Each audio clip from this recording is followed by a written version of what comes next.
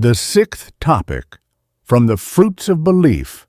authored by Said Nursi in 1936. This consists of a single, brief proof of the pillar of belief, belief in God Almighty,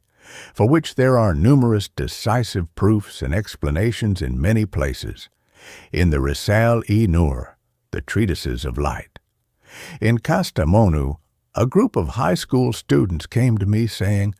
"Tell us about our Creator. Our teachers do not speak of God." And I said to them, "All the sciences you study continuously speak of God and make known the Creator, each with its own particular tongue. Do not listen to your teachers.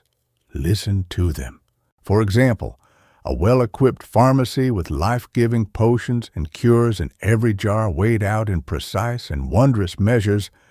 doubtless shows an extremely skillful, practiced, and wise pharmacist. In the same way, to the extent that it is bigger and more perfect and better equipped than the pharmacy in the marketplace, the pharmacy of the globe of the earth with its living potions and medicaments in the jars, which are the 400,000 species of plants and animals, shows and makes known to eyes that are blind even, by means of the measure or scale of the science of medicine that you study, the all-wise one of glory, who is the pharmacist of the mighty pharmacy of the earth. To take another example, a wondrous factory, which weaves thousands of sorts of cloth from a simple material, doubtless makes known a manufacturer and skillful mechanical engineer. In the same way, to whatever extent it is larger and more perfect than the human factory, this traveling dominical machine known as the globe of the earth, with its hundreds of thousands of heads, in each of which are hundreds of thousands of factories, shows and makes known, by means of the measure or scale of the science of engineering, which you study, its manufacturer and owner. And for example, a depot, store, or shop in which has been brought together and stored up in regular and orderly fashion 1,001 varieties of provisions, undoubtedly makes known a wondrous owner, proprietor, and supervisor of provisions and foodstuffs. In just the same way, to whatever degree it is vaster and more perfect than such a store or factory, this food store of the most merciful one known as the globe of the earth, this divine ship, this dominical depot and shop holding goods, equipment, and conserved food, which in 1 year travels regularly an orbit of 24,000 years, and carrying groups of beings requiring different foods and passing through the seasons on its journey, and filling the spring with thousands of different provisions like a huge wagon, brings them to the wretched animate creatures whose sustenance has been exhausted in winter, by means of the measure or scale of the science of economics which you study. This depot of the earth makes known and makes loved its manager, organizer, and owner. And for example, let us imagine an army which consists of 400,000 nations, and each nation requires different provisions, uses different weapons, wears different uniforms, undergoes different drill, and is discharged from its duties differently. If this army in camp has a miracle-working commander who on his own provides all those different nations with all their different provisions, weapons, uniforms, and equipment, without forgetting or confusing any of them, then surely the army in camp show the commander and make him loved appreciatively. In just the same way, the spring camp of the face of the earth, in which every spring a newly recruited divine army of the 400,000 species of plants and animals are given their varying uniforms, rations, weapons, training, and demobilizations in utterly perfect in regular fashion by a single commander-in-chief who forgets or confuses not one of them, to whatever extent the spring camp of the face of the earth is vaster and more perfect than that human army. By means of the measure or scale of the military science that you study, it makes known to the attentive and sensible its ruler, sustainer, administrator, and most holy commander, causing wonderment and acclaim, and makes him loved and praised and glorified. Another example, millions of electric lights that move and travel through a wondrous city, their fuel and power source never being exhausted, self-evidently make known a wonder-working craftsman and extraordinarily talented electrician who manages the electricity, makes the moving lamps, sets up the power source, and brings the fuel. They cause others to congratulate and applaud him, and to love him. In just the same way, although some of the lamps of the stars in the roof of the palace of the world in the city of the universe, if they are considered in the way that astronomy says, are 1,000 times larger than the earth and move 70 times faster than a cannonball, they do not spoil their order, nor collide with one another, nor become extinguished, nor is their fuel exhausted. According to astronomy, which you study, for our sun to continue burning, which is 1,000,000 times larger than the earth and millions of years old, and is a lamp and stove in a guest house of the most merciful one,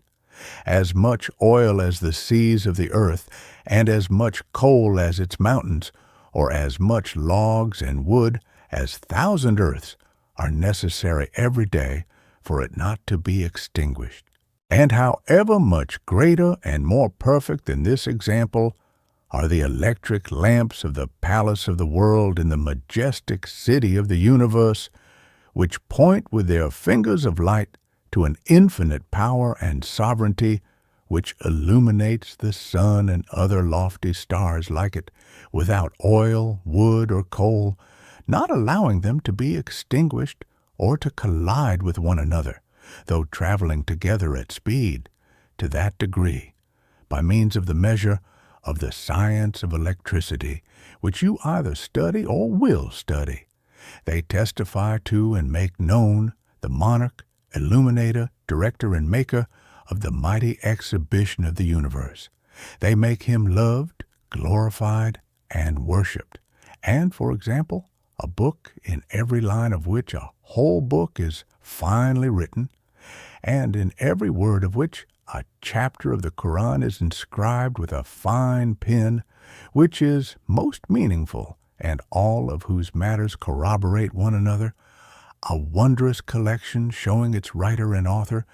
to be extraordinarily skillful and capable, undoubtedly shows its writer and author together with all his perfections, and arts are clearly as daylight, and makes him known. It makes him appreciated with phrases like, "May God protect him," and "May God bless him." And just the same is the mighty book of the universe. We see with our eyes a pen at work which writes on the face of the earth, which is a single of its pages, and on the spring, which is a single folio, the 300,000 plant and animal species, which are like 300,000 different books, all together, one within the other, without fault or error, without mixing them up or confusing them, perfectly and with complete order, and sometimes writes an ode in a word like a tree, and the complete index of a book in a point like a seed. However much vaster and more perfect and meaningful than the book in the example mentioned above is this compendium of the universe and mighty embodied Quran of the world, which is infinitely full of meaning, and in every word of which are numerous instances of wisdom, to that degree, in accordance with the extensive measure and far-seeing vision of the natural science that you study and the sciences of reading and writing, that you have practiced at school. It makes known the inscriber and author of the book of the universe together with his infinite perfections. Proclaiming God is most great. It makes him known. Uttering words like glory be to God, it describes him. Uttering praises like all praise be to God, it makes him loved. Thus, hundreds of other sciences like these make known the glorious creator of the universe together with his names, each through its broad measure or scale, its particular mirror, its far-seeing eyes, and searching gaze. They make known his attributes and perfections. It is in order to give instruction in this matter, which is a brilliant and magnificent proof of divine unity, that the Quran of miraculous exposition teaches us about our Creator most often with the verses, "Sustainer of the heavens and the earth," and "He created the heavens and earth."